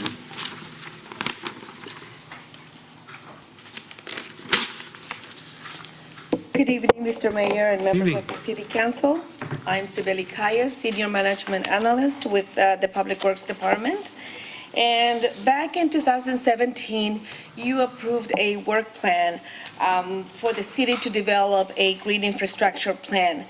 This is a requirement of the stormwater municipal regional permit. We have been working with CSG Consultants, and Catherine Sheehan will be doing the presentation to you, but we wanted to introduce what the Green Infrastructure Plan is about. This is a plan that we've been working on for the past few months, and it needs to be adopted since it is a requirement for us to submit the adopted plan by September 30th of 2019. So I'm gonna now have Ms. Sheehan give you more information about this green infrastructure plan. Thank you. So good evening, Mayor, Vice Mayor, Council members. My name is Catherine Sheehan. I work with CSG Consultants, and we developed the Green Infrastructure Plan in collaboration with city staff. So I think we're trying to get the PowerPoint slide up. But I'm just going to quickly go over why we developed it, and what green infrastructure is, and some of the key highlights of the plan and what we developed. So first, what is green infrastructure? It encompasses a range of natural and built approaches to stormwater management, such as rain gardens, fire retention areas, and permeable pavers, which mimic nature by cleaning stormwater before it enters nearby water bodies. But in addition to promoting water quality, it can also recharge the groundwater, improve air quality, create habitat, and promote neighborhood greening and traffic calming. The city is required to develop a green infrastructure plan as a requirement of the MRP, that's the Municipal Regional Stormwater Permit. In total, there are 76 municipalities that are permittees of the MRP, including Daly City. There are 22 San Mateo County permittees, all of which must develop green infrastructure plans. One of the things that the GI plan does is set milestones for how much green infrastructure will be constructed there's 2020, 2030, and 2040, and those are in accordance with some reasonable assurance analysis that was done in San Mateo County, and also with the MRP requirements. And it will be achieved through a combination of both existing projects, private development projects, which already have to incorporate green infrastructure, and also public green infrastructure, also known as green streets. While developing the plan, the city staff and the San Mateo County Water Pollution Prevention Program identified some green infrastructure opportunities in Daly City.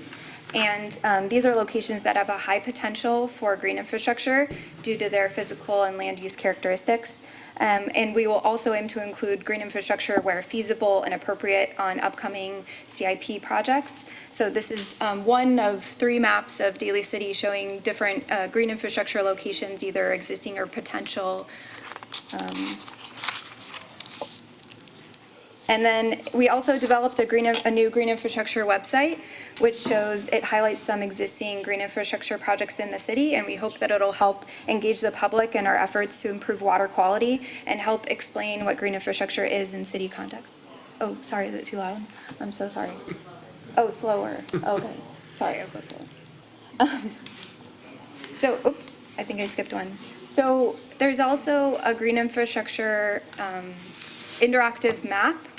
This is Daly City specific, and it there's a link on the green infrastructure webpage, and you can click on different locations where there are either existing or potential green infrastructure projects, because you might drive by something on a private development project and you might not know it is green infrastructure, even though it is, and it's both functional and often beautiful. And so each one has a picture and also a description of what those green infrastructure measures are.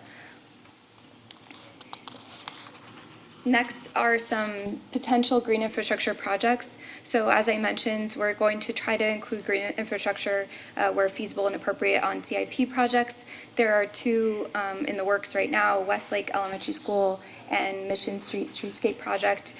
Often these are projects that have grant funding, which became available because they incorporated green infrastructure. In the green infrastructure plan, there's also a funding analysis, and we hope that this will be a way of maybe getting funds for projects by incorporating green infrastructure, but the permit requires no missed opportunities, so try to do it where it's possible.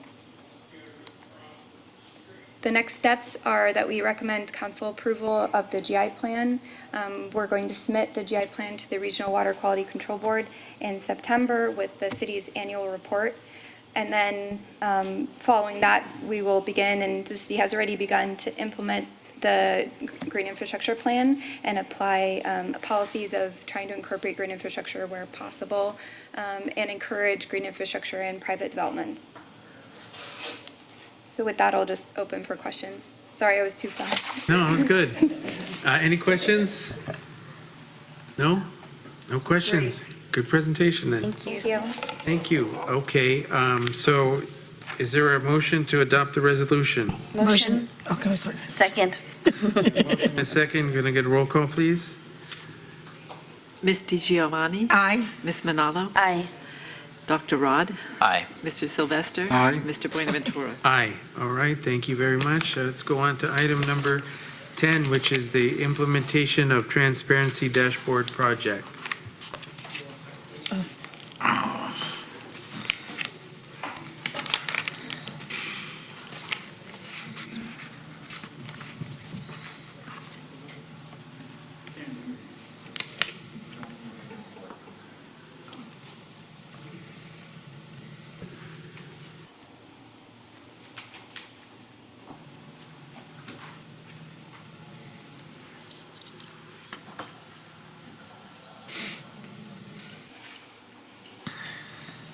Do you have the agenda for the next one?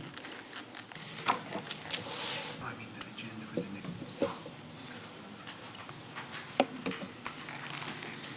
Go ahead, sir. Good evening, Mayor, Vice Mayor, and council members. This evening, I wanted to take a few minutes to share with you and the community a new data analytics system that the police department is implementing in the coming weeks to enhance our current use of force tracking software. While the system supports interdepartmental policy and development, it will also serve as a transparency tool that will be available for community review through the police department's website. I'll direct you up to the PowerPoint presentation. There's only a few short slides, so if you have any questions throughout, please feel free to stop and ask. Otherwise, I can answer questions towards the end. So Police Strategies is the company that we're going to utilize as our police transparency tool, and it focuses mainly on the raw data that we have for our use of force system. We have an internal use of force tracking system that is, like I said, raw data points that we're looking to incorporate into this analytical system, which will show us a visual over time trend of how our use of force is working as far as the police department's concerned as it relates to department training and policy. And it also provides a use of force dashboard that's available to the public, which I'll show you shortly. Hold on. So Police Strategies was formed in 2015 by academics, attorneys, and law enforcement professionals with the primary goal is to use department data to help form data-driven decisions and develop evidence-based best practices. That's where we get the development of our policies and our training. Currently, they're working with 57 other agencies across the nation, which is important because this allows for comparative analysis. So not only does it analyze our internal data, but it also compares us against other agencies throughout the country to show us how our use of force is in comparison to other different like-sized agencies. So this is an exemplar photograph on the right of kind of what the transparency dashboard may look like. We're still in configuration with police strategies with our current 2018 software as it is now. So it's not exact what it may look like, but it's just an example of what you're going to see. And basically what it is, like I said, it's an analytical representation of raw data that we have internally within the police department. And basically it's the visual representation for use of force, and it's a catalyst for intervention in department policy and training and development. These are just a few other slides that, there's two slides, one overlapped on the other, that show several different potential variations of what the dashboard may look like, both internally for the police department, which we'll be able to view and trend and track, but also for the community. You can see there are certain things such as trend charts, bar graphs, heat maps, and pie charts, which show different things such as location, date and time of occurrence, call type, tactics used, and potential injuries associated to the use of force, both for officers and subjects injured.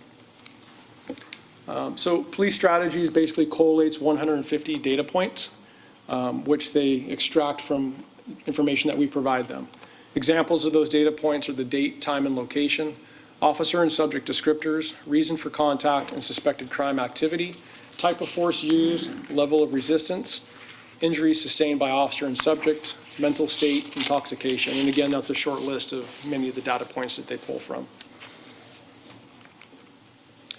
So they pull the information from the police report, so every use of force case that we have has a police report attached to it.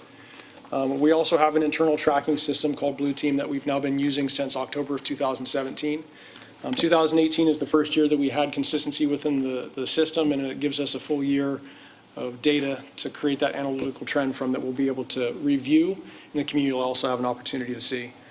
The internal system that we use, which is the Blue Team, doesn't only track use of force, but it tracks all sworn personnel collisions, pursuits, complaints, and commendations as well. So there's triggers that are built into this system as well that we can, based on individual number of instances over a certain period of time, create triggers that alert management and staff for things that maybe need to be reviewed, which can lead to, again, additional policy and training development.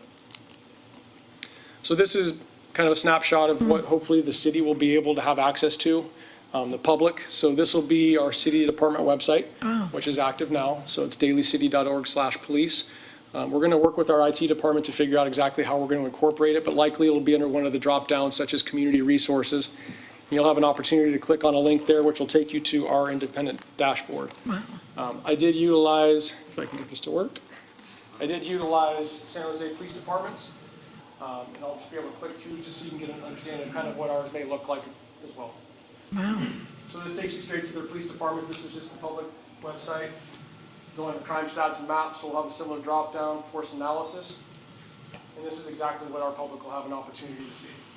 So as you see here, this is the analytical data that we're talking about that's been converted into a visual format. It's interactive as far as being able to click different jurisdictions, beats. Again, San Jose's is going to be configured a little differently than Daly City's based on size. But it gives you an idea of what's available between force, tactics, and injuries, subjects and charges, arrest rates, and use of force rates up top. And you can scroll down, and again, this is all what's going to be available to the public for review. We've been working with the company now for about 6 months as far as providing data that they can analyze and then coming up with configuration stats for ourselves. So we're hoping to go live. I spoke with the owner of the company yesterday, I believe. We're hoping to go live sometime in August and work with IT in order to get it up on the website and also start to be able to utilize it internally. So in conclusion, why did we partner with Police Strategies? Really, it provides the ability to further analyze comparative and internal use of force data. It supports early intervention as well as policy and training development to ensure the safety of the community and our officers. It creates organizational transparency with the community by open access and allows us to take a proactive approach to being a progressive agency in a rapidly evolving industry with increasing expectations. And that concludes the presentations. Staff is available for questions. Great. Thank you very much, Captain. Any questions from the council? Go ahead. I just want to say thank you for your presentation and seeing how, is it comparative, the data that you use, like, is it called CompStat, or is it equivalent to where you get all the data points from just everything, all the incidents. And then then all of the, I guess, the use of force is, data is just utilized from that comp stat that you have in general?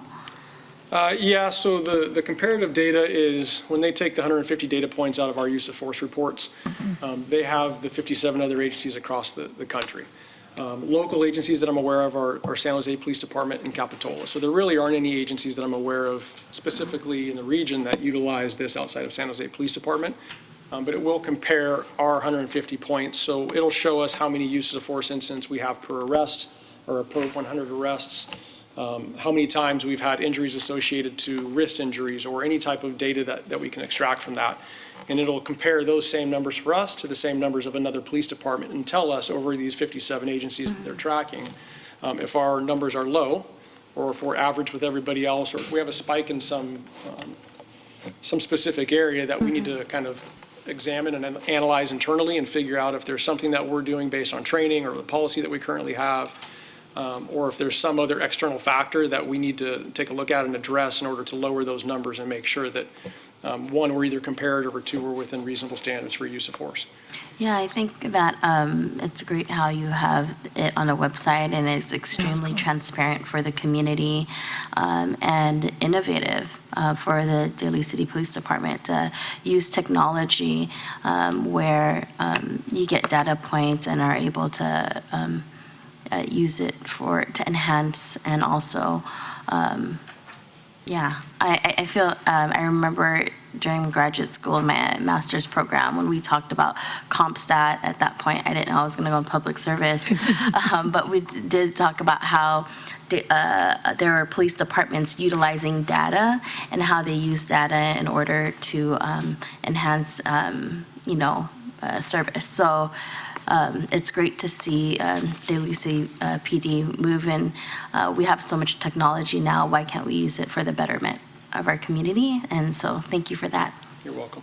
And just to clarify, we do use CompStat type data as well in our management team. So every Monday we meet as a management team. We go through all the reports and statistics throughout the entire week, and that includes calls for service.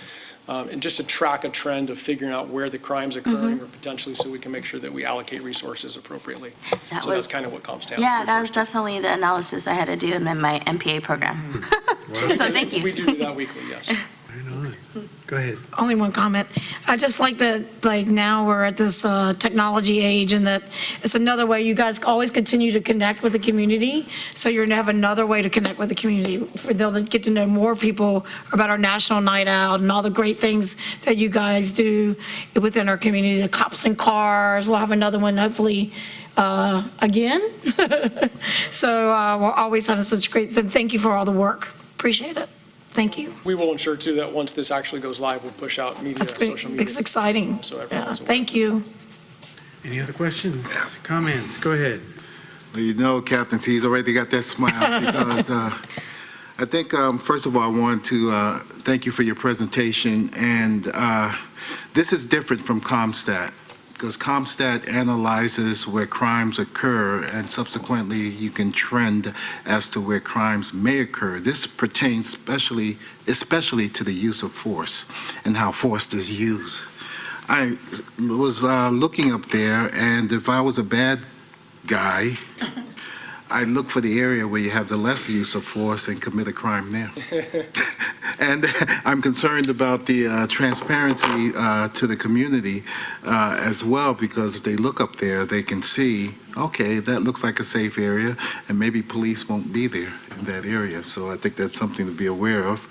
I'm also concerned also about POBAR and basically protecting the peace officers' Bill of Rights in the sense there'll be no identifying information as to who or what, just that something occurred. That's correct? Correct. So Right. internally, the police department will have the ability to see all specific related information. Externally, viewable on the public website is going to be redacted information. So you'll just see statistics and numbers. Gotcha. No specific identifying information. Where we have to provide stats to the FBI pertaining to stops, the types of stops, the use of force. Will this assist in helping Daly City compile those stats to give to the FBI? It will, if you're referring to the Racial Identity Profiling Act, which takes place for us in the next couple of years. That is stuff that we will have to report for every contact that we have in the citizens in the community. We will have most of the CAD systems now, the computer-aided dispatch systems that we utilize through calls for service and everything, are going to have built-in formats that allow us to compile that information as we take and clear the stops.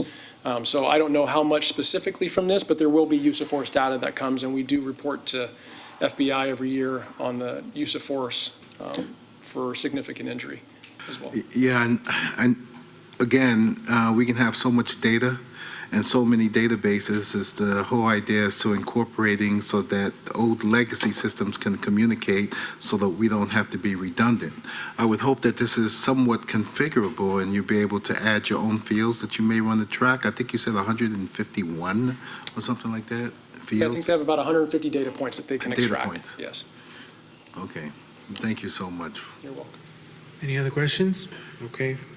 Thank you very much for your presentation. It was great. All right, moving on to item number 11, which is the second extension of exclusive negotiating agreement between the City of Daly City and Majestic Hospitality AF Canta Incorporated for property at 1837 Junipero Boulevard. Go ahead, Ms. Madison. Good evening, Honorable Mayor, members of the City Council. In December of 2017, the City Council selected Majestic Hospitality and AF Canta Incorporated as the preferred developer of property at 1837 Junipero Boulevard. The City Council approved the exclusive negotiating agreement on April 9th, 2018. AF Canta and Majestic executed the ENA on July 30th, 2018, and on February 1st, 2019, the ENA was extended an additional 6 months. The ENA is set to expire at the end of this month unless otherwise extended by the City Council. In April of this year, the development team submitted a term sheet that has been accepted by the City Council, and the team is working to secure their financing. The proposed timeline estimates that the developer and the city will enter into a disposition and development agreement within 3 months and no later than 6 months from the date of the second extension, which would be the end of this year. At the request of staff, the developer submitted a letter of intent as well as a letter from the construction financing lender regarding the status of the construction financing for the development of a hotel at the site. In addition, the developer submitted a proposal of services for the construction of a Sheraton hotel and a preliminary schedule. All of these documents are included in your staff report packet for your reference. The developer has demonstrated good faith, and staff believes that this warrants a second extension of the ENA in order to negotiate and finalize the disposition and development agreement. The revised ENA, which is also attached to your staff report, specifies particular tasks that the developer will complete during the agreement period. The ENA further establishes a 3-month term to complete the negotiations and preparation of a disposition and development agreement with the option to extend an additional 3 months. The city manager may authorize the additional 3-month extension only upon demonstrated commitment and good faith by the developer and by adhering to the schedule of performance and meeting benchmarks. That concludes my presentation. We do have the development team is here this evening, as well as Ken Hira from Cosmont, who's been assisting us on this process. Okay. Any questions or comments? No? Okay. I have one, Mr. Mayor. Okay, go ahead. I'd like to thank staff for your report, and I know this is the second time around to extend the ENA, and we've been going 6 months at a time.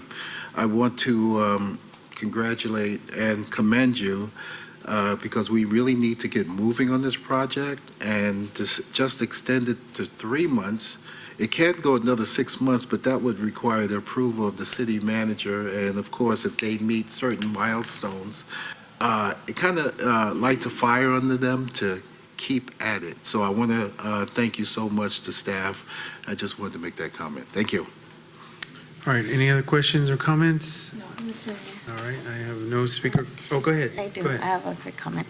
I'm glad to see that there's movement towards this particular lot, and I know that it's been something that the city wants to see developed.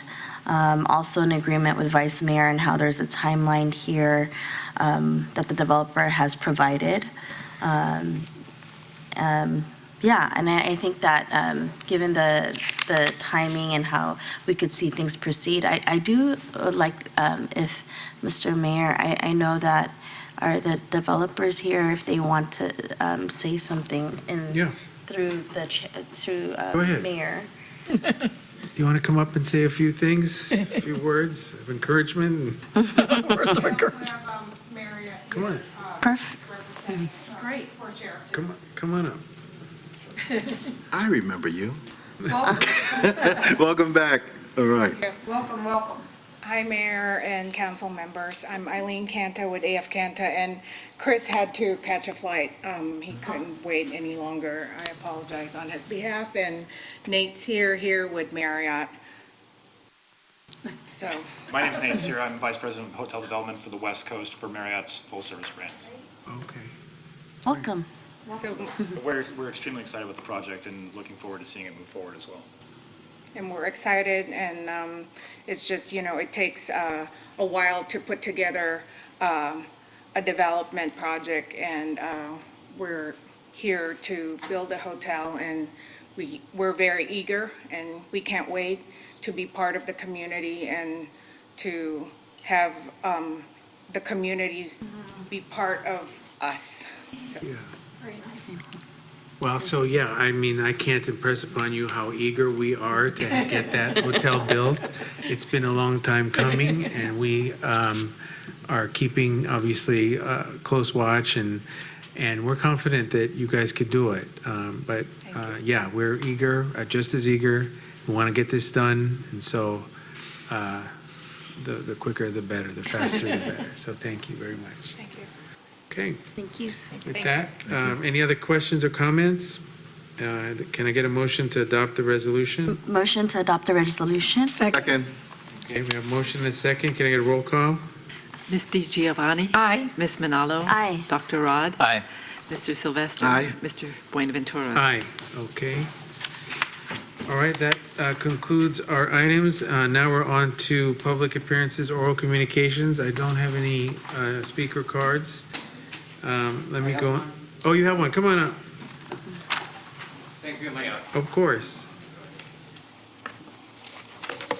Thank you, everyone. We have Sunny Kinney. Come on up, Sunny. Go ahead. Tony Ginifini, FRAC President. This is a follow-up on my report to you, Honorable Council, on the abuse of the elderly residents of the Franciscan Park.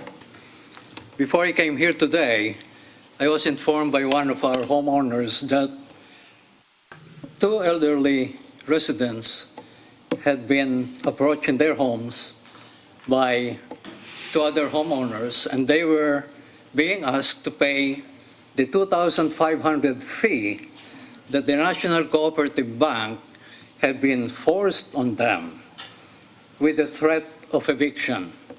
I have furnished documents to our city attorney on this matter. It's continuing, the abuse on our elderly.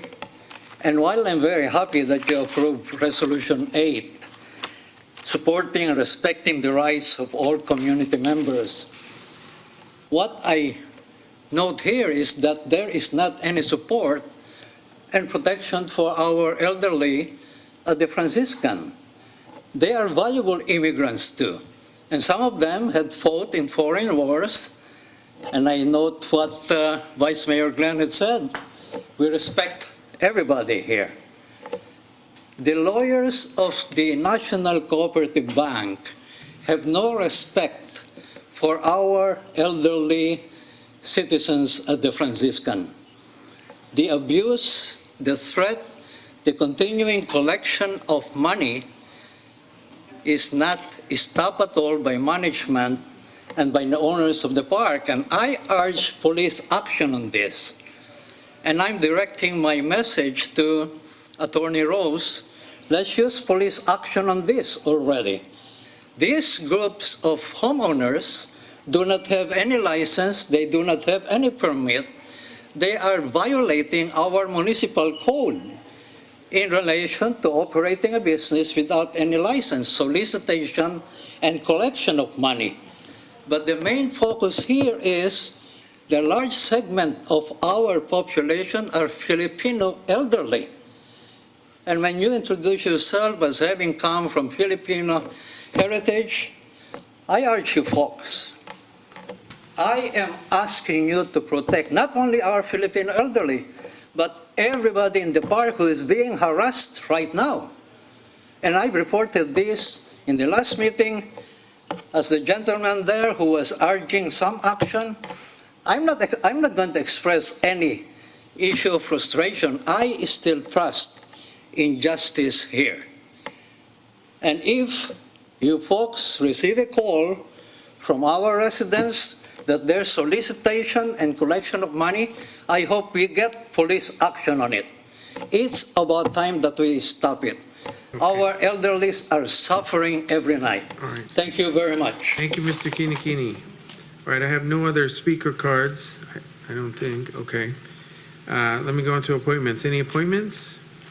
Okay, hearing none. How about reports? Let me go to item number 12, council committee reports. How about item number 13, city council reports? Any city council reports? Going once? Okay. Hold on, I gotta get my stuff here. I'm gonna make it quick, Mr. Mayor. Okay, go ahead. You know what?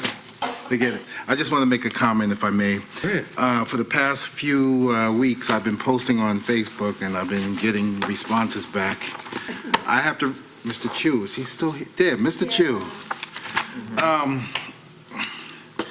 A lot of folks complain about how we spend our money. And I'm a firm believer that if money is put aside for capital improvements, it's to be used for capital improvements as it's intended to. I have to thank Mr. Chu, city manager. When a truck pulled up in front of my house 2 weeks ago, and he scraped the sidewalk and took out the stop line, I immediately took a video of it and I sent it to you, to our city manager, and the person responded back to me, wrong person. And what I had asked the city manager is, are you taking away my stop sign? But no, it's the new slurry seal that has been happening for the past 2 weeks in our city. I'd like to thank all of you because using that money and to keep our streets in tip-top condition. For those of you who has not had slurry seal yet, do not worry because it's coming. It may not be with my lifetime, but it's coming. But I just want to put that shout out and thank you so much for staff and everybody. Any other city council reports? Go ahead, Mr. Giovanni. I'll make this real quick. I attended the Big Left closing ceremonies. The Big Left is a program that the county gives grants to our local elementary school district, and they had it at JFK in our second home. And we actually have Ryan Fernandez's son, who works for you, Mr. Chu. His son received an award, a Courage Award. So if you see him, congratulate him for having such a great son, and all the other children that were there. And the Big Lift got more money for this year, so now it's going to expand for next year. So it's a great program. They have it at Daniel Webster and other things. The children were adorable, pre-K. And Councilmember Manalo and myself, with David Canepa, we're at the, even though it was a Broadmoor County cleanup, it helps all of us, especially the Park Plaza area as well. And then we have a local friend that, who in the Filipino culture was crowned the queen of the Mrs. Ilocano, Daisy Amaya Wong, and I think that you know her as well, Kinikini. And so we were with the David Canepa, Mayor Ray, Councilwoman Manalo, and her beautiful son, Ethan. It was a very memorial evening, and with that, that's it. Okay. Thank you. I also met with Faith in Action as well today. They talked about who they are, what they're about, their advocacy work, and issues about affordable housing. and we had a really great conversation, learned a lot about their organization, and as you saw them coming to the meeting, they care about the community, and they're doing great political advocacy work in terms of getting the issues that are out there for working class people, working families, immigrants, undocumented people. And I thank them for finding the time for me, the leadership at Faith in Action. I also had my junior city council member, my son, that was with me, and I was glad that he didn't fuss. But it was a good meeting. Okay, anyone else? Mr. Vice Mayor? That's it? Okay. Oh. Go ahead. I have just two events I want to mention. Last Saturday, I went to the Bainihan Community Center. They have a beautiful mural dedicated to our heroes, and brought my son over how important it is to celebrate the lives of those who have given so much to community. And if you're ever around there, it's in 6th and Mission, but you'll see beautiful murals dedicated to those community members that really gave back to the community.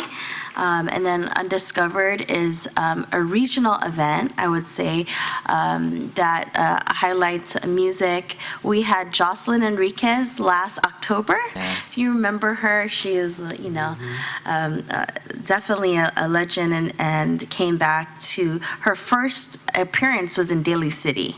And so she actually was there on Saturday and was able to share her music. So it's a really intergenerational place where I saw so many strollers, children, also elders dancing. I mean, it's just a great event regionally to celebrate the culture of Filipinos and Filipino Americans, not only on October Filipino History Month, but just something because there's many roots in the South of Market. If you ever have a chance, there's lots of good food and music. I do have a Bosca report, but I will save that for next week. The Bay Area Water Conservation Supply Agency, I'll report it next week, Mr. Mayor. Okay. One more, Mr. Mayor. Go ahead. Go ahead. Thank you. This just came up. The California League of Cities, which representatives throughout the entire state of California convenes every year. And I'd like to report that I was just nominated to represent the Peninsula League of Cities, which is all of San Mateo, on the General Resolution Committee, to which resolutions will be put forth this coming year on various projects, and before they go to the governor for approval, he looks to see what elected officials and their thoughts. It's another voice throughout the state, so I'm kind of looking forward to that, and I thank Council Member Larry Moody of East Palo Alto, former mayor, now the president of the Peninsula League of Cities, for nominating me. Thank you, Mr. Mayor. Congratulations. Congratulations. All right. You'll represent us well. Any others? No? Okay. Any staff reports? No? Okay. I don't have any adjourned in memories this evening, so we do? Yes. Do we? Let me see it. Thank you.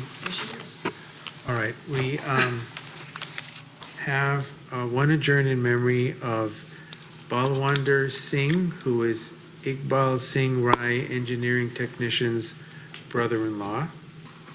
So we'd like to adjourn in his memory.